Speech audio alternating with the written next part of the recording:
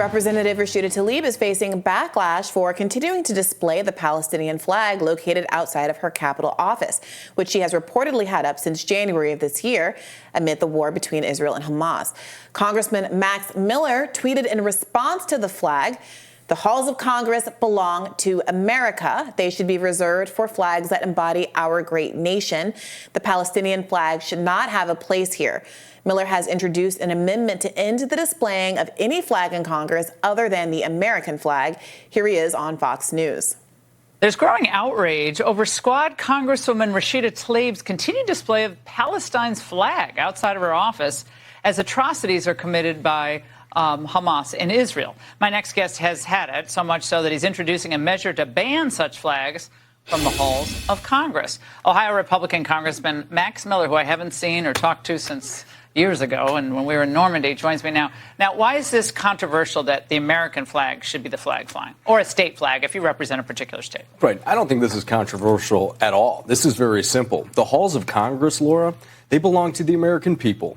And so the only flags that I believe that should be flown in the halls of Congress should be the American flag, states or territories that we recognize in the POW/MIA, and through the appropriations process, we're going to make sure that none of that is funded. As Rashida Tlaib has I don't even want to call it the Palestinian flag because they're not a state, they're a territory that's about to probably get eviscerated and go away here shortly, as we're going to turn that into a parking lot. But I've made it my mission to target anti-Semites. We went after Ilhan Omar with H.R. 76 to remove her off the House Foreign Affairs Committee. I will not tolerate hate or anti-Semitism, and the halls of Congress are for the American people. Representative Tlaib's office has not publicly responded to the matter on the flag outside her office.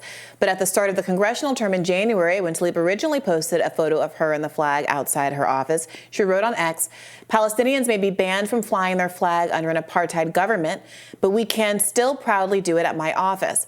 I'm proud to be a Palestinian American, and I want the Palestinian people to know that not all Americans support apartheid. No one can erase our existence." Representative Alexandria Ocasio-Cortez weighed in further on the conflict yesterday.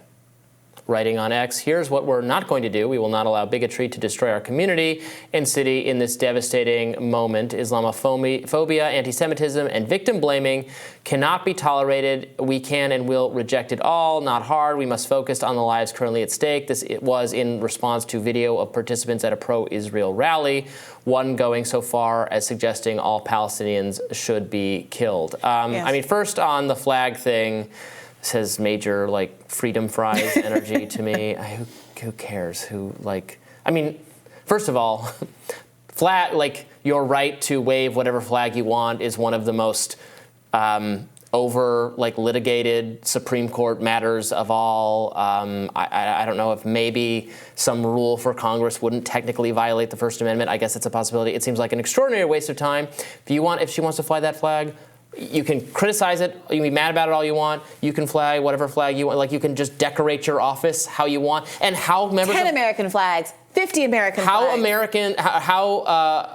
How members of Congress decorate their offices is not an important policy matter. Who is this guy? Do something serious. Why don't you weigh in on the massive amounts of American tax dollars that are about to be sent overseas? Is that what your constituents want? Maybe you can ask them about it instead of these totally performative gestures that might very well be unconstitutional in addition to pointless. Yeah, the story there from that clip, I think, is almost not some rando's frustration with Rashida Tlaib being proud to be a Palestinian American, but the fact that he just, in that blasé manner with no pushback, said that he wants to level a population with 2 million people, 50% of those people are children, into a parking lot. Yeah.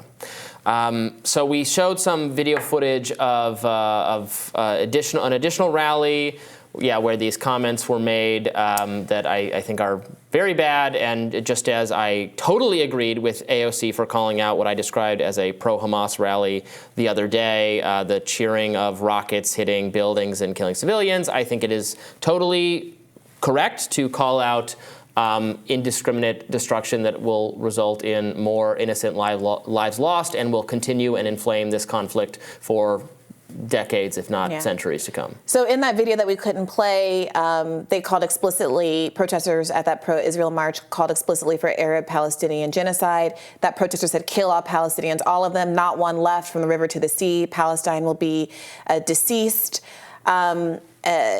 It was more and more rhetoric like that for about a 2-minute clip. And it is interesting that I think because of pressure from the left, I saw Jamal Bowman call out one of these moments, kind of genocidal comments from someone on his Twitter. AOC has condemned this rhetoric, more of this flatten like a parking lot rhetoric. We got out of this clip as well. But it is really interesting. So far, none of the squad members have condemned American political officials who have adopted that language, including Max there from the clip that we played with Laura Ingraham. And it will be interesting to see. I mean, there's a big difference between saying some rando at a protest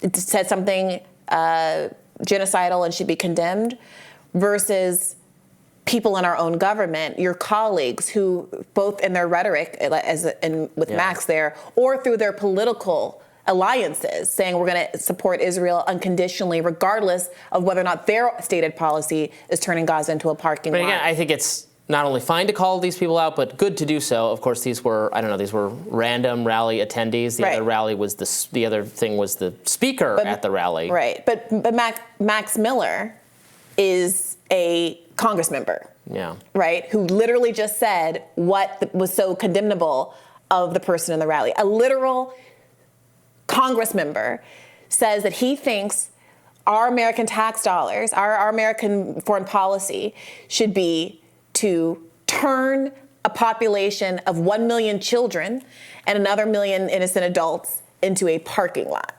And is Joe Biden going to say anything about that? Is Jamal Bowman and AOC and the rest of them going to say anything about that? You know, flag discourse is flag discourse, but that really does seem to me to be the buried lead in this. Well, a conservative news organization has published an article revealing the identities of the students who were allegedly part of the Harvard organizations that expressed support for Palestine, naming the names of those students. Some of the organizations listed in the article have actually retracted or altered their initial statements or signatures made with the Harvard Palestinian Solidarity Committee, which held the Israeli regime entirely responsible for all unfolding violence and have expressed support for both Israel and Palestinian victims alike. In response to a tweet from hedge fund CEO and Harvard graduate Bill Ackman, he said, I've been asked by a number of CEOs if Harvard would release a list of the members of each of the Harvard organizations that have issued the letter assigning sole responsibility for Hamas's heinous acts to Israel, so as to ensure that none of us inadvertently hire any of their members. If, in fact, their members support the letter, they have released the names of the signatories. The names of the signatories should be made public so that their views are publicly known. MSNBC's Mehdi Hasan wrote, hedge fund guy who has pretended in the past to care about free speech now wants to name, shame, and punish college students for expressing views he dislikes and finds offensive. But sure, this isn't cancel culture. This isn't straight up McCarthyism. Is Mehdi right? Well, yes, and I think I've criticized the assembling of blacklists for people, even though I do think the Harvard statement was totally ridiculous and inappropriate and bad. I don't think, and some of these students probably didn't even, this was made on their behalf without their knowledge, and there's going to be some list of them for their employees. It seems overly punitive and very cancel culture-y. I also don't think Mehdi Hasan cares whatsoever about free speech or cancel culture and has called for all purveyors of so-called disinformation to be canceled from the internet time and time again. Defense, so he does not care about, he's just using this as a wedge issue to go after conservatives. Well, it's not that it's using it as a wedge issue. Even if he doesn't care about free speech at all. His values are that bad people should be deplatformed. But his point is that those people say that they did care about cancel culture. This is the kind of, by your logic, I think it's bad, and I try to be very consistent about this. I think that matters, because I have been saying this throughout. Some of us, and you're one of these people, are very consistent about cancel culture. Yeah. But people like this have said, this guy, we found his Nazi Tumblr post, but he was only 17, so why should he be fired from this magazine? These are college kids. These are the exact same scenario that over and over again, and they're talking about making a list to make them unhireable out of college. we talked about your now colleague at Reason who felt like she was oppressed at, UVA because of her political opinion. I don't remember anybody putting her on a blacklist saying that she shouldn't be hired. She just got pushback in her class from her fellow students who didn't like what she said. I'm sorry, I'm blocking her name. Anyway, it doesn't matter. But we've seen you're talking about my colleague. Emma, yes. What's her? Emma Kemp. Emma Kemp, Yeah. yes. So we've seen this over and over and over again. And so, yes, I do think it's rich. Sometimes, if you really care about free speech, you're going to have to really sit in the discomfort of people saying things that you don't like. Yeah, I mean, as I said, I try to be very non-hypocritical about this. I think a difference that, Emma Kemp, who works with me, expressed like kind of benign, libertarian, slightly right-leaning views, and and got tremendous pushback in her classes from speaking up about them. From her fellow students who disagree with her. Who also exercise their free speech rights to disagree with her. And that's fine. And sometimes conservatives think these views, the views being expressed by the Harvard students, I'm not endorsing this view at all. I'm just saying you did this yesterday. I'm not talking about you, Robby. I'm talking about here's what they think. Yeah. They think that these views are so far beyond the pale, you should be canceled for them, that they are explicit endorsements of terrorist violence, and you should be canceled for that. Yeah, that is the view of the person who made this. People feel like the views that many conservatives and libertarians express in school fundamentally deny the humanity of historically marginalized peoples and contribute to violence against their bodies, and think that those are also beyond the pale. And it is worth noting, as I noted yesterday, whatever you think about the Harvard letter, I talked to, again, Cornell West about this on my show that'll come out on Thursday, and we both agree that me as a lawyer and him just as a theologian and a compassionate person would soften the language a little bit. Not all responsibility, but just say a lot of responsibility, just because you can never, when you speak in absolutes, it's very easy to be disproven. But that statement is almost identical to the statement that was made in a major Israeli paper by their editorial board, who said that all the responsibility was on Bibi Netanyahu. Yeah. So if you think it's reprehensible, I think tacit in there is that it's like anti-Semitic, or that it is dismissive of the loss of life, of Israeli life. And I don't think anybody would make those claims. I think it's denying of individual agency.